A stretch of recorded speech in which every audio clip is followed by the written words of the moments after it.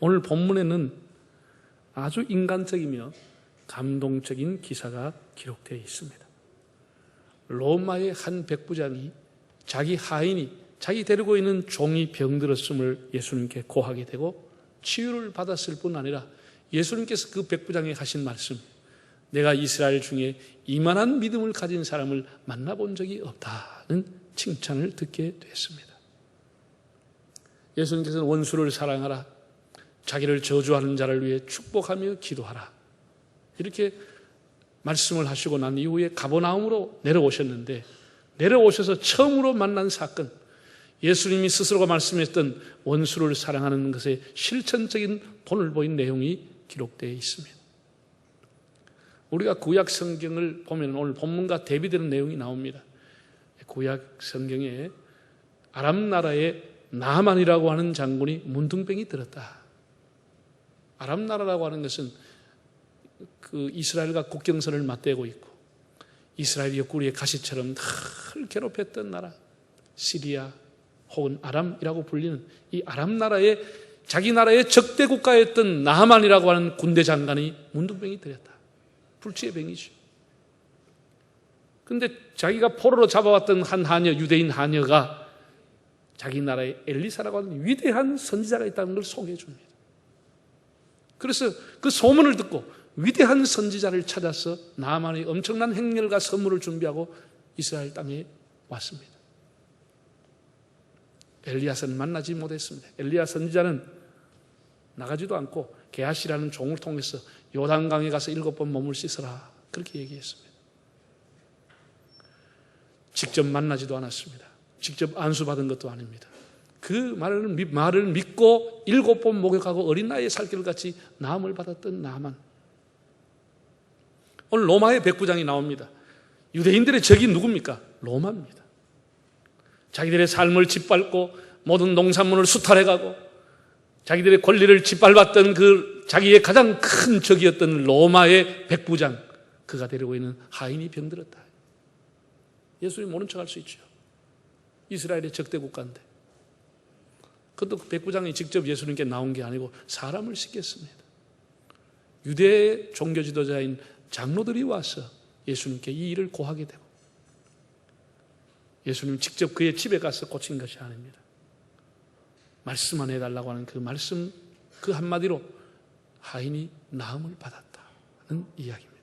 아주 구약의 나하만과 인상적으로 연결이 되고 원수까지도 품어주시는 그런 내용들을 오늘 보게 됩니다. 여러분이 아시다시피 백부장이라고 하는 직업은 뭐 그렇게 꽤 높은 직업은 아닙니다. 한 100명의 로마 군인을 데리고 있었다, 이 정도로 우리가 알고 있죠. 알고 있는데 그 권세라고 하는 것은 그 계급하고 또 다릅니다. 우리가 일제강점기에 일본군 헌병 중대장이다. 중대장 그렇게 높은 계급은 아닌데 중대장이면 어느 정도 능력과 권세를 갖고 있었느냐? 한 군 단위의 행정과 치안 책임자였어. 군수가 행정 책임을 하고 있지만은 군수가 하는 모든 일을 누구한테 허락을 받아야 되느냐? 중대장에게 허락을 받아야 나가는 거예요. 비상계엄과 마찬가지로 군인이 딱 장악할 때, 일본군이 장악할 때입니다. 치안 책임자였지만 행정까지도 책임지는 그건 막강한, 계급은 높지 않지만 막강한 권세를 갖고 있었어. 그런데 이 사람이 얼마나 귀한 사람인지, 유대인들을 존중히 여기고 정복국가인 유대인의 종교를 이해할 뿐 아니라 그들 위해 회당을 지어주고 아주 너그럽게 국민들을 대하고 후하게 자기 종들을 대해 주었다는 사실입니다. 우리가 아무리 악한 시대를 살아도 사람 같은 사람은 반드시 있습니다. 드물지만. 이 백부장이라고 하는 사람, 우리 여러분이 지금 성지 가면 가버나움 회당을 볼 수 있는데 아마 이 백부장이 만들어준 것이 아니냐 생각이 듭니다. 이는 국적과 민족의 담을 넘기가 어려움에도 불구하고 그런 인종과 민족의 담을 넣어 그 백성을 사랑해 주었습니다. 사람의 신분의 담을 넘기가 얼마나 어렵습니까? 인도라고 하는 나라는 아직도 여전히 카스트 제도라고 하는 계급 사회입니다. 미국이 지금은 뭐 세계 자유 나라로서 아이콘이 되어 있지만 미국도 불과 130, 40년 전만 해도 엄청나게 인종차별이 심했습니다. 아프리카 흑인들 사고 오고 팔고 그냥 낡으면 나이가 많으면 다 죽여버리고 다 그냥 없애버렸습니다. 남부에 있는 그 넓은 목화밭과 땅콩밭을 전부가 아프리카 흑인들이 와서 농사를 지었습니다. 채찍으로 때리고 그냥 그렇게 톰 아저씨의 얘기, 그 남부의 흑인들의 얘기, 너무 슬픈 얘기가 얼마나 많습니다. 사람 대우 안 했죠. 안 했죠. 그게 불과 140, 50년 전입니다. 그 미국이 아직도 여전히 그 인종차별의 뿌리가 깊습니다. 지금도 여전히 미국의 백인들은 유색 인종들을 멸시하고 차별하는 거죠. 그래서 간간히 사건이 일어나지 않습니까? 차별하는 그런 그래서 구속을 시키고 심지어 사람을 총사 죽이고 그런 일이 일어나지 않습니까? 사람이 신분이라고 하는 계급의 담을 넘기가 어려운데 세계 인류 국가 최대 강국이 되는 로마의 백부장, 주둔군의 사령관이었던 그가 그 사람들을 불쌍히 여기고 사랑해주고 얼마나 귀한 사람인지. 응? 자기 아들의 병도 아니잖아요. 하인의 병을, 노예의 병을 고치기 위해서 최선을 다하는 인간미를 보게 됩니다. 뿐만 아니라 이 사람은 종교의 담을 넘은 사람입니다. 여러분, 우리가 지금 뭐 어느 정도 문명국이라 하니까 우리가 저 아프리카 원시인들이 뭐 나름대로 주술행위, 종교행위를 할 때 조금 무식하게 보이지 않습니까? 좀 종교 같지도 않고 아이고 아직도 저런 사람들이 있나 할 정도로 그들의 종교라고 하는 게 우리가 보기엔 우스운 거예요. 당대 세계 최고의 1등 국가가 로마국입니다. 그게 백부장입니다. 권세를 가지고 있는 사람. 자기들이 섬기는 아폴로 신, 제우스 신, 그 신전이 어마어마한 그런 아름드리 대리석으로 지은 그 큰 신전에서 예배하던 사람이 유대 땅에 왔을 때 초라한 조그만 마을 회관 같은 데서 그들이 모여서 예배한다고 하는 것 얼마나 우습게 볼 수 있습니까? 저런 신을 섬기니까 나라가 지배를 받지 이런 생각할 수 있지 않겠습니까? 자기들은 대단한 신 제우스를 섬기고 그 신전의 의식이 대단하지 않습니까? 그런 종교를 보고 배우던 사람이 유대 땅에 와서 보니 조그마한 걸 뭘 갖다 와서 뭐 읽고 기도한다는 게 자기들 보기에 얼마나 무식하게 보이겠습니까? 그럼에도 불구하고 유대인들을 존중히 여기고 그들의 종교를 이해할 뿐 아니라 그들의 신앙생활을 위해서 회당까지 지어준 사람, 회당까지 지어준 사람. 참 이만한 사람이 없지요. 이만한 사람이. 우리가 사람이 살아가면서 다른 사람한테 소개를 받을 때 아이고 그만한 사람 없습니다. 그러면 그 최고 칭찬인 거예요. 최고 칭찬. 그런 사람 지금 없습니다. 그보다 더 좋은 칭찬이 어디 있습니까?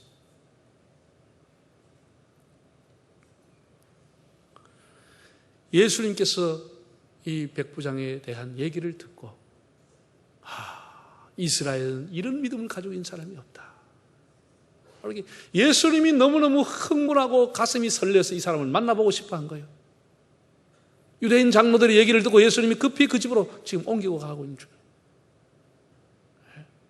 다른 사람과 달리 예수님이 흥분하고 예수님이 만나보고 싶었던 사람, 예수님의 가슴을 설레게 했던 사람, 감동을 준 사람, 그 사람이 백부장이에요.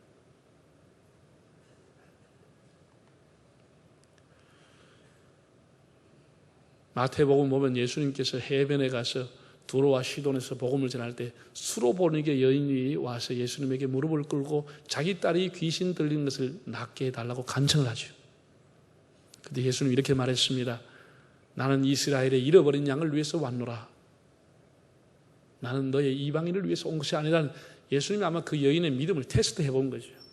그때 여인이 뭐라고 했죠? 주님, 개들도 주인의 상에서 떨어지는 부스러기를 먹나이다.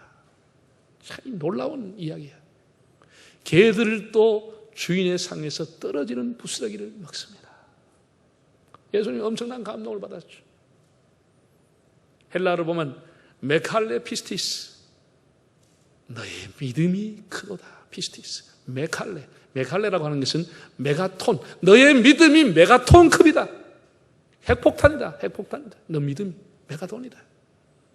큰 믿음이 너 믿음대로 되라. 예수님 그렇게 말씀을 했는데 이 백부장의 믿음도 이스라엘에서 이런 자를 만나본 적이 없다고 하는 그 믿음은 메갈레 피스티스. 큰 믿음. 정말 큰 믿음이다. 예수님이 그렇게 기뻐하시며 칭찬을 했습니다. 우리가 좀 더 내용을 살펴보면 2절과 3절을 한번 같이 읽어보실까요? 어떤 백부장의 사랑하는 종이 병들어 죽게 되었더니 예수의 소문을 듣고 유대인의 장로 몇 사람을 예수께 보내어 오셔서 그 종을 구해 주시기를 청한지라. 백부장의 사랑하는 종이 병들었다는 거예요. 여러분, 그때는 자기 아내도 사랑하기 어려울 때예요. 그 하인과 노예 종을 사랑하는 종이라고 그랬어요. 쉬운 성경에 보면 소중히 여기는 종이라. 백부장이 소중히 여기는 종이라. 이런 것이 벌써 사람에게 감동을 주지 않아요? 예. 로마 시대의 저술가인 바르고라고 하는 사람이 당시 농사기구가 3가지 있음을 소개했습니다. 농사를 하는데 첫 번째 기구는 말할 줄 아는 도구, 즉 종들입니다. 말할 줄 아는 농사 도구, 종이라는 거예요. 두 번째, 말할 줄은 모르나 소리를 낼 줄 아는 도구, 가축이죠. 오 하는 가축들. 말은 할 줄 모르지만은 소리를 낼 줄 아는 도구라. 세 번째 도구는 말도 소리도 못 내는 도구, 농기구를 의미하는 거예요. 그러니까 그 당시에 하인이라 하는 것은 쉽게 말해서 농사를 짓는 도구에 삭갈에 불과한 거예요. 삭갈에 불과한 거예요. 농사 짓는 도구지. 그건 인권이 있고 생명이 있고 사람 인정해 주지 않는 거예요. 그런 시대에 이 사람이 그 종을 사랑했다고 하는 거예요. 소중히 여겼다고 하는 거예요. 이런 것이 벌써 우리 마음에 큰 감동이 되지 않습니까? 그런 예수님의 소문을 듣고 그 종의 병을 낫기 위해서 유대인 장로, 지도자들을 예수님께 보냈습니다. 우리가 얼핏 생각하면 그 백부장이 상당히 금방스럽게 지가 안 나오고 왜 사람을 대신 대리인을 보냈냐 이런 생각을 하기가 쉬운데 성경을 여러분이 잘 몰라서 그렇죠. 이건 굉장히 예수님에 대한 세심한 생각과 배려인 것입니다. 나중에 보면 중간에 예수님 오신다는 소문을 듣고 자기 친구들을 또 보냅니다. 자기 집에 오시지 말라. 그 이유가 뭐예요? 당시에 서기관과 바리새인들이 눈만 키고 호시탐탐 예수님의 책을 잡고 구설수에 올려가지고 어떻게 하든지 죽이려고 할 때 만약에 이방인의 집에 갔다. 이게 얼마나 사람 죽이기 좋은 겁니까? 지가 뭐 잘났다고 그러지만 이방인과 교제하고 이방인의 집에 초대받아 갔다. 그런 것을 차단하기 위해 가지고 우리 집에 오시지 마시라. 사람을 대신 보내는 거예요. 그것도 유대인 장로들을 보내서 얘기하는 거예요. 그리고 이분이 굉장히 사려 깊은 분이죠. 사려 깊은 분이죠. 소문만으로도 예수를 믿었다고 하는 거예요. 소문만. 이 소문이 중요합니다. 소문이. 예. 베드로전서 1장을 보면은 너희가 예수를 보지 못하였으나 사랑하는도다. 믿음의 결국 곧 영혼의 구원이라. 그래서 베드로가 갑바도기와 그 근처에 사는 사람들에게 너희가 예수를 보지는 못했지만 예수를 사랑하는도다. 마찬가지로 이 백부장이라는 사람도 예수를 보지는 못했고 직접 설교 들은 것은 아니지만은 예수님의 소문을 듣고 예수님을 믿었던 사람. 이 소문이라는 게 여러분 병원도 잘 되려면 소문이 좋아야 병원이 되는 거예요. 소문이 좋아요. 뭐 그거 병원에 가면 성한 사람이 나올 땐 시체대가 나온다. 그 병원이 되겠어요, 안 되겠어요? 그 병원 망하는 거지 그러면. 야, 그거 죽을 사람도 거기 가서 좋은 의사 만나가 다 살아가지고 나오고 암도 살고 이렇게 좋은 소문이 나야 병원이라는 게 되는 거 아니에요? 소문이 병원을 되게 하는 거예요. 소문이. 여러분 음식 뭐 보러 가요? 사람이 차 타고 30리, 50리 가요. 왜 가요? 예? 소문 듣고 가는 거 아니에요? 소문 듣고. 야, 그 어디 가면 막 음식이 막 진짜 백이다. 국산, 외국산 없고 국산 가지고 하는 거 진짜 백이다. 소문 들으면 사람이 요새 다 차 있겠다. 시안리는 50리, 100리도 가서 먹으러 가는 거예요. 소문이라. 음식점은 소문이 좋아야 음식이 되는 거예요. 음식이. 사람들이 옷 사러 가는 것도 뭐 어디 가면 요즘 막 어디 싼 거 많다 막 아울렛 막 좋은 거 막 꽉 찼다. 그 소문 듣고 가잖아요. 진주란다. 어디요? 부산도 어디 만들어놨지? 여러분도 안 가봤구나. 나도 뭐 안 가봤는데. 기장이나 뭐 어디 가면 막 뭐 엄청나게 큰 게 만들어놨다고. 총회가 누가 얘기를 하더라고. 그거가 엄청나게 많습니다. 그건 소문이에요, 소문. 언젠가 나도 가게 되겠지. 소문 들어놨으니까. 싸고 좋은 게 많다. 소문이 사람 가게, 소문. 교회라고 하는 게 뭐예요? 네? 소문이에요, 소문이. 좋은 소문이 나야 되는 거예요. 좋은 소문. 아이고, 그 교회 말도 마라. 30년 묵은 문디들만 모여가 맨날 싸움한다. 그 교회 누가 가겠어? 등록에다 도망가 보지. 30년 전에 교인들 맨날 그 교회 맨날 모여가 맨날 싸우는 그 교회 누가 가겠어, 그래? 새로운 교회라는 건 없고. 그 교회가 문 닫는 거지, 뭐. 문 닫는 거야. 소문이 좋아야 되는 거야. 그 소문 누가 내지요? 여러분이 내야지 누가 낼 거예요? 누가 뭐 다른 교회에서 와서 내줘요? 본인들이 좋은 소문을 내야 됩니다. 소문이라는 것은 본인이 좋은 소문을 내야 돼요. 이 사람이 소문을 들어서 상을 이루는 소문, 생명을 살리는 소문을 들은 거예요. 그 소문이 이 사람의 인생을 바꾸는 거예요. 그 종의 인생을 바꾸는 거예요. 소문도 잘못된 소문도 그 투자했다면 망하는 거예요. 좋은 소문을 들었다. 또 4절 5절 한번 읽어보실까요? 4절 5절. 이에 그들이 예수께 나와 간절히 구하여 이르되 이 일을 하시는 것이 이 사람에게는 합당하니이다. 그가 우리 민족을 사랑하고 또한 우리를 위하여 회당을 지었나이다. 참, 기가 막힌 이 소개라고 하는 게 얼마나 정말 대단한 소개인지 그 쉬운 성경을 보면 이렇게 나와 있습니다. 이 유대 장로들이 와서 예수님에게 뭐라고 했냐? 이 부탁을 들어주셔도 될 만한 사람입니다. 이렇게 얘기해요. 이 부탁을 들어주셔도 될 만한 사람입니다. 그는 우리 민족을 사랑하고 우리에게 회당을 지어준 사람입니다. 얼마나 참 복된 자인지. 여러분, 지금도 우리나라에서 가끔 해외 파병을 갑니다. 평화유지군으로 해외 파병을 가면은 그 군인들이, 현역 군인들이 엄청나게 지원을 한대요. 장교들도 사병들도. 왜? 가면 수당 많이 주지요? 월급 많이 주지요? 예? 장교들은 거의 진급할 수 있는 좋은 경력을 쌓지요? 사병들은 밖에 나와도 해외 파병 근무했다고 하는 좋은 스펙과 경력을 쌓지요? 그래서 수십 대 1로 지원하는 거예요. 수십 대 1로. 자, 이 백부장이라고 하는 사람이 로마의 사람인데 이 사람이 팔레스타인에 오게 된 것이 자기가 스스로 원해서 파병을 왔는지 아니면 명령에 의해서 왔 것인지는 모르지만은 이 사람 와서 편안하게 보낼 수 있죠. 끝발과 권력 부리고 여자들 농락하고 그 살고 있는 그 시대 좋은 유물과 문화재 챙겨가지고 자기 고국에 가보면 그만입니다. 그러나 이 사람이 가버나움 파견 나와 있는 백부장 와서 유대인들을 사귀면서 그들의 문화를 들으면서 그들의 역사를 들으면서 그 민족을 사랑하고 그들의 율법을 귀하게 여기서 회당까지 지어주고 얼마나 귀한 사람인지. 지금도 우리가 한국에서는 예수합니다. 해외 유학 가서 예수 믿는 사람이 있습니다. 주재원으로 상사원으로 파견 나갔다가 예수 믿고 오는 사람도 있습니다. 이 사람은 파견 나갔다가 하나님을 만나고 예수를 만나는 놀라운 축복을 받게 된 것이죠. 이 백부장, 이 성경까지 기록되어 있지 않습니까? 자기 신분을 이용해서 권력을 부리고 사람을 압제하고 빼앗아가고 그게 아니고 너그럽게 사람을 대해주고 그 민족을 사랑했던 사람. 결국은 그는 인류의 구주인 예수님에게 은혜를 입게 됩니다. 종을 사랑했던 이만한 사랑. 저희 집에 오심을 저는 감당할 수 없습니다 라고 하는 이만한 겸손. 다른 나라 지배를 받고 있는 그들에게 하나님 앞에 소망을 돌아고 회당을 지어줬던 이만한 헌신. 예수님의 마음을 감동했습니다. 여러분, 그 당시만 해도 예수님이 사역 초기였기 때문에 예수님은 유명한 사람이 아니고 무명의 랍비에 불과했습니다. 그러면 공간에 백부장이 예수님을 자기 집에 초대했으면 예수님이 더 무명의 랍비인 예수님이 더 영광스럽겠습니까? 백부장이 영광스럽겠습니까?